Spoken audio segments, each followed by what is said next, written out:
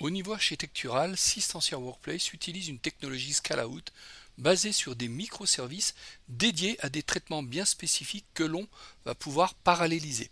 Les bénéfices sont multiples et essentiellement liés à la gestion de mise en cache au niveau de la mémoire des serveurs.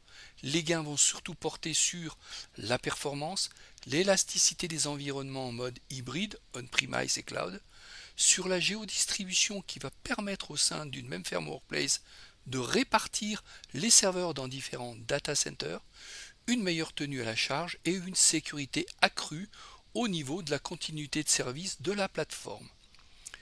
Au niveau architecture, on retrouve deux pipes, un pour la synchronisation des caches et un pour les datas d'annuaires et de bases de données. Globalement, les microservices augmentent les capacités des serveurs d'administration dans le traitement des requêtes. Rapidement, deux axes d'amélioration. Le premier, de meilleur temps de réponse.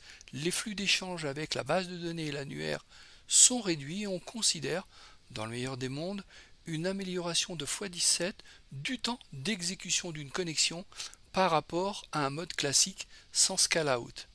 Le deuxième axe d'amélioration, une meilleure tenue à la charge. Rapport à une optimisation de gestion des poules de ZIS dans Windows. On considère une amélioration de x8 sur la charge maximum. Dans la console d'administration de Workplace, on va retrouver au niveau de la configuration l'état des services scale-out, on voit qu'ils sont ici activés, et dans la partie supervision, on va retrouver des indicateurs sur l'état des ressources, fonction de scale-out.